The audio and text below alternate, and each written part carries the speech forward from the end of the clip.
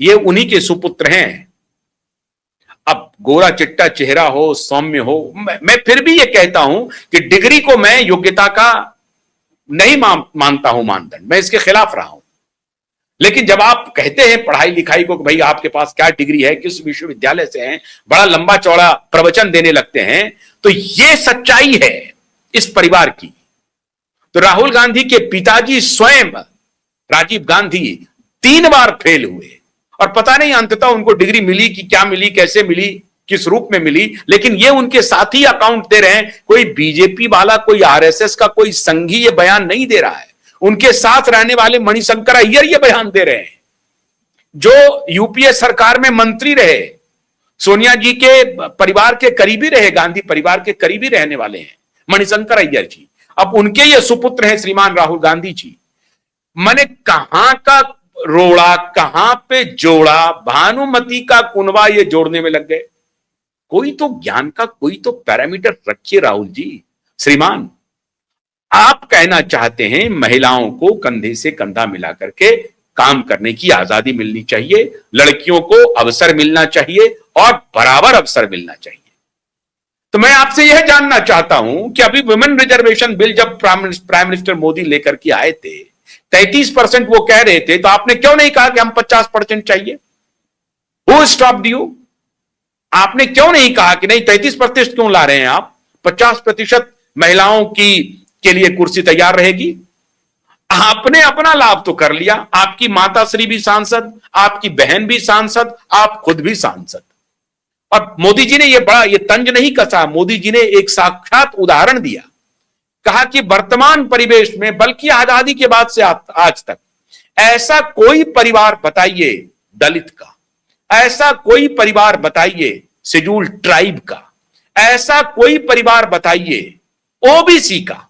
OBC में तो खैर बहुत है, ओबीसी में तो तथाकथित जो झूठे अखिलेश यादव के परिवार के 38 लोग राजनीति में हैं, 5 के 5, जब पूरी सुनामी आई तो 5 जो जीते वो 5 परिवार के ही थे। अब चाहे वो प्रोफेसर साहब जीत गए हों, भाई धर्मेंद्र जीत गए हों, पत्नी जीत गई हो, खुद जीत गए हों, 5 के 5 जो थे वो परिवार के ही थे, एक ही साथ। लेकिन कोई, मोदी जी ने कहा था कि भाई कोई शेड्यूल्ड ट्राइब ढूंढ करके लाइए जिसके परिवार के 3 लोग एक साथ संसद में मौजूद हो, और कोई शेड्यूल्ड कास्ट ढूंढ करके लाइए जिनके परिवार के 3 लोग एक साथ संसद में मौजूद हो। लेकिन एक परिवार है जिनका 3 लोग संसद में मौजूद हैं। राहुल गांधी जी, ये नैरेटिव चलेगा नहीं। आप समझते हैं कि पूरी दुनिया बेवकूफ है। इस तरह की बात से, और लड़कियों के बारे में क्या खबर आ रही है? खबर आ रही है कि 25-25 हजार रुपए दिए गए बच्चियों को, लड़कियों को, कि आप आइए यहां पे, कुछ कंटेंट क्रिएटर को, कि आप आइए कार्यक्रम में शामिल होइए, और अगर आपको मौका भी मिलेगा और उसके बाद आपको 25,000 रुपए दिए जाएंगे, आप 2-3 वीडियो बनाइए उस कार्यक्रम का। ये वीडियो सरपट सोशल मीडिया पे, विभिन्न लेगेसी मीडिया टेलीविजन चैनल पे चल रहा है कि कांग्रेस के तरफ से मुझे फोन आया कि 25,000 रुपए हम आपको देंगे, आप कंटेंट बना करके इसे प्रचारित कीजिएगा। अब मुझे नहीं मालूम कि भारतीय जनता पार्टी भी ये काम करती होगी, भगवान जाने। लेकिन ये तो आपकी साख है। आपकी पार्टी को अपने खजाने से पैसे निकालने पड़ रहे हैं आपके प्रचार के लिए, आपकी ब्रांडिंग के लिए। लेकिन पुणे में जाकर के आपने मनुस्मृति को कोट किया। हिम्मत नहीं है आपको कि आप कुरान को कोट करते, आप में हिम्मत नहीं है कि बाइबल को कोट करते, आप में हिम्मत नहीं है कि आप प्लेटो को कोट करते, आप में हिम्मत नहीं है कि वेस्टर्न फिलोसोफर को कोट करते और महिलाओं की स्थिति के बारे में वेस्टर्न फिलोसोफर क्या कहते हैं उसको कोट करते। आपको हिम्मत नहीं है कि उस बर्तानिया की आप चर्चा करते, आप में हिम्मत नहीं है कि उस स्विस गवर्नमेंट की चर्चा करते जिन्होंने 1972 में फ्रेंचाइज राइट दिया। शर्म आनी चाहिए राहुल जी आपको। और हैरान है, इस देश का लीडर ऑफ अपोजिशन इस तरह की चर्चा कर रहे हैं। आप असल में कहना क्या चाहते हैं, करना क्या चाहते हैं? You are a complete confuse politician and you are making India a hell. With all responsibility I am telling you mister Gandhi, with all responsibility and accountability, I am telling you, Mr. Gandhi, you are making country as hell. आप इस देश को तबाह करने में लगे हुए हैं। Mr. Gandhi. Why I am saying this? Because you are the leader of opposition. You have the responsibility to counter the government. And in what way you are countering them? क्या कर रहे हैं आप उनको? क्या चुनौती दे रहे हैं आप? किस प्रकार की चुनौती? पुणे में जाकर के आप इसलिए बोल रहे हैं मनुस्मृति ताकि आप आरएसएस पर अटैक कर सके। तो निगाहें कहीं हैं, निशाना कहीं है। भारत के लोग बेवकूफ हैं, ये नहीं समझेंगे, और लड़कियां बेवकूफ हैं। मनुस्मृति का जिक्र कर रहे हैं लेकिन हिम्मत नहीं है आपको कुरान का जिक्र कर दे। आज अगर आप में अगर सलाहियत है, आप में अगर ताकत है, जो जिस सूरा का मैंने जिक्र किया है उस सूरा का जिक्र करते हुए आप कुरान का जिक्र कर लीजिए, बाइबल का जिक्र कर लीजिए। हिम्मत है तो, हिम्मत नहीं है, मनुस्मृति का जिक्र कर रहे हैं आप। महिलाओं की बराबरी में, बराबरी के लिए सनातन का जो संवाद है और सनातन का जो इतिहास है, उसे आपके इस अधकचरे ज्ञान से कोई प्रभाव नहीं पड़ने वाला है। आप एक फेल्ड फादर के फेल्ड सन हैं, एकेडमिकली फेल्ड। और आपका भी वो एडमिशन कैसे हुआ था सेंट स्टीफेंस में? एकेडमिक कोटे पर नहीं हुआ था, ये ध्यान रखिए। बिलो मीडियोकर स्टूडेंट हैं। और मैं तो आपके बारे में हमेशा कहता रहा हूं, साउथ दिल्ली क्लब के एक स्टूडेंट हैं आप। साउथ दिल्ली क्लब जो रात को पार्टी करता है, जिनकी सुबह शाम 6 बजे होती है, जिनकी सुबह शाम 6 बजे होती है और रात की शुरुआत सुबह 6 बजे होती है, ऐसे क्लब के मेंबर हैं आप। तो इसीलिए आपको दिन रात का कोई फर्क समझ में आ ही नहीं रहा है। रात को दिन कह देते हैं और दिन को रात कह देते हैं। मनुस्मृति के जिस भाव का जिक्र आपने किया है, ये बात ठीक है, कहीं कहीं उसमें अतिशयोक्ति है महिलाओं को लेकर के, लेकिन उसी का ही तो ये श्लोक है ना, यत्र नारी पूज्यन्ते नमन्ते तत्र देवता। किसका है? बाइबल का है क्या? कुरान का है क्या? जहां महिलाओं की पूजा होती है, जिन्हें देवी स्वरूपा माना गया है, वहां लक्ष्मी निवास करती है, वहां धन धान्य होता है, वहां समृद्धि होती है। इसकी चर्चा कुरान नहीं कर रहा है, अब बाइबल नहीं कर रहा है, वही मनुस्मृति कर रहा है। अरे क्या आउट ऑफ कॉन्टेक्स्ट, क्या बात कह रहे हैं, क्या बोल रहे हैं, आपको खुद ही नहीं मालूम है।